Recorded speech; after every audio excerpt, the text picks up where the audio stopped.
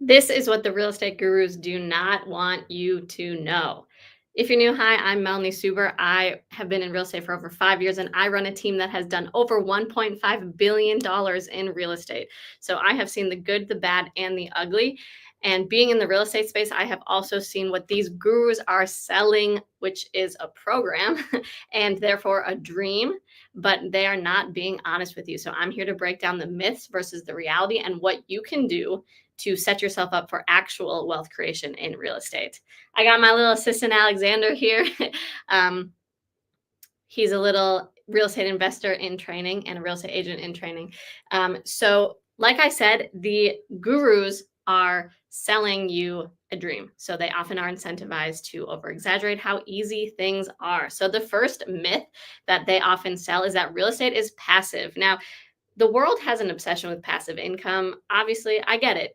Sometimes it's not fun to work and you want money to just come in. But really, there's no such thing as anything that's truly passive. Either there's a ton of upfront work, or there's continuous work, or both, or it's just not real. So, the reality is that real estate investing is a business just like anything else. It takes time, it takes energy, it takes intelligence. And even with a manager, with the property manager or with the project manager, general contractor manager, you're still the one making decisions and you're still on the line for all of the things that are happening. So if there's let's say there's a hailstorm and the roof gets broken, you're on the line for that repair. You're on the line for the decisions of how to repair that. It's never just as simple as, oh, let's get into real estate investing. Yeah, I know. Alexander's laughing. It's never as easy as, oh, let's just get into real estate investing. We'll buy a couple houses and then jet off to the beach and collect checks in the mail every month, even though that is often what the gurus want you to think. So the first myth is that it's just easy passive income that will come to you. The second myth is that you can use other people's money. OPM is a phrase that you'll hear a lot in the real estate world, and just retire fast. Like, oh, no, there's none of your own skin in the game or anything like that. And while leverage is a big piece of real estate and one of the reasons why I think it's such a great tool for wealth creation, the reality is you will need to use some of your own money and it takes time. Again, the picture of people retiring on the beach and just collecting checks maybe after 1 year and using no money of their own, it's just something that is a clickbaity headline that can get you into these marketers' courses, books, funnels.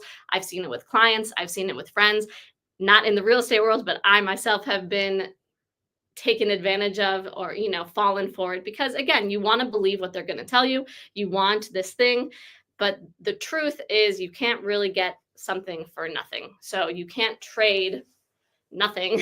If it were so easy, everyone would be doing it and everyone would be retired living on the beach and collecting these checks, right? So the second myth is that you can just use other people's money, buy one or two houses, and then jet off to whatever beach you want to go to and collect these checks. And the truth is, leverage helps, but you're still going to need some of your own money, and it takes time and strategy and energy. This leads into the third myth, which people say is anyone can do this with no experience. You can just, read my book or buy this course and get into real estate investing and you'll be good to go with no hiccups in the road. And connected to what I said in the first, real estate investing is a business. And like any business, you're probably not going to be that good at it when you get started. So expect for some road bumps, expect for some obstacles that you for sure can overcome them, especially if you have the right team, which I'll get to in a little bit. Hi, buddy. Anyone can do it.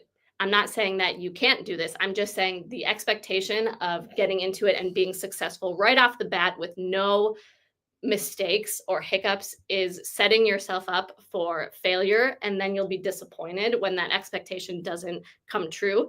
And oh, I know hair doesn't taste very good. So don't so much of business, whether it's any business that you're in or real estate investing, is the mindset that you have. And if it's going to be a little hard, there's going to be setbacks, I'm probably going to lose a little bit of money just because you're inexperienced at it. It doesn't mean you're bad. It doesn't mean you're dumb. It doesn't mean anything is wrong with you. But having that mindset, then when it does happen, you're not so hard on yourself and you don't quit, which is one of the biggest things that drives me mad about these gurus is people will do their first flip, or in this case I'm talking about appreciation arbitrage, which is long-term holding and taking advantage of the appreciation and the equity that you're getting in your homes and using that to buy more homes. If you want more details about that, I went live last week and explained that. But people will get started and make a mistake or lose a little bit of money or have something go a little wrong, and then they quit, which is the worst thing that you can do, because you learn the most from the mistakes that you make. And if let's say you lose $1,000 on your first property, that's fine. Just think about that as you spent $1,000 to learn what not to do. And if you quit, then you just wasted that education. So I really think it's so important. And again, the gurus benefit from saying, oh, it's so easy, anyone can do it, and you don't have to use your own money, and it's going to happen so fast. And they're setting this really big expectation for people because they want to sell you into the programs. But those expectations are actually what is causing so many people to fail, because they think they're doing something wrong and then they quit. Whereas if they just knew, okay, I might lose a couple $1,000 on my first few houses, but in the grand scheme of things, like in the next 10 years, I'm going to be financially free. That's worth it, And if you know that, then you can enter with that mindset and you won't get discouraged and you won't quit and you'll keep going and then you'll be successful. So quick recap of the biggest myths that these gurus are trying to sell you on so that they can sell you their program is that it's all passive income. You don't have to use any of your own money and anyone can do it. It's so easy. It will take no time. And that's not the truth. Here is what it actually takes. So the first thing is definitely recommend having a long-term mindset.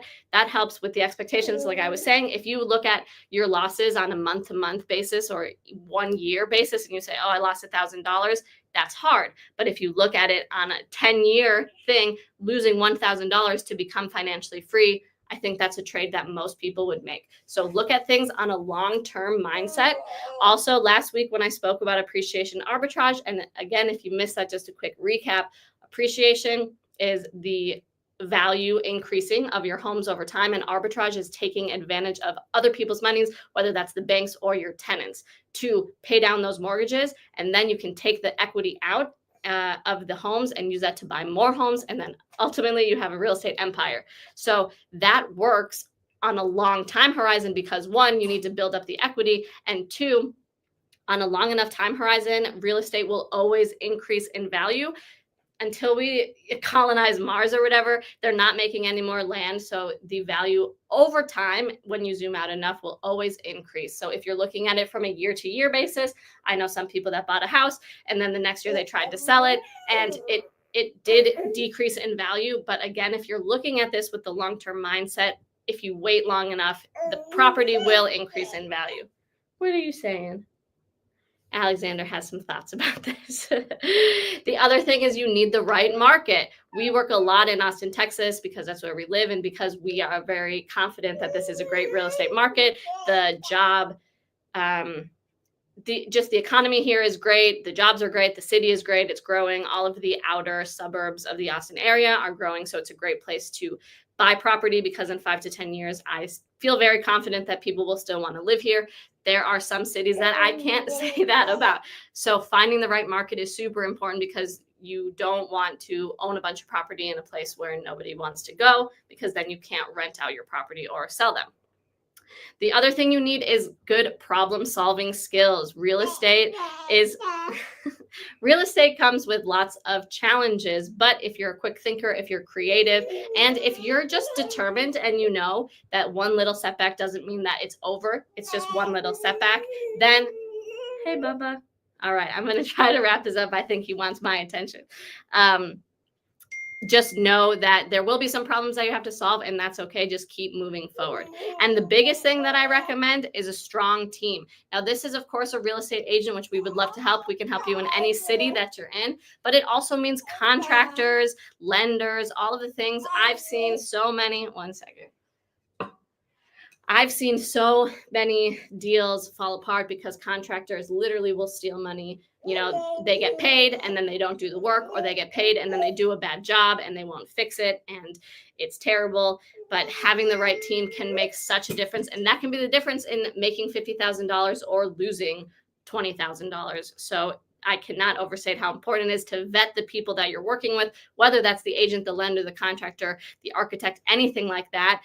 Interview them, ask them what their experience is, interview multiple ones of them so you can compare and have a better idea about what you're looking for and who can help you the most.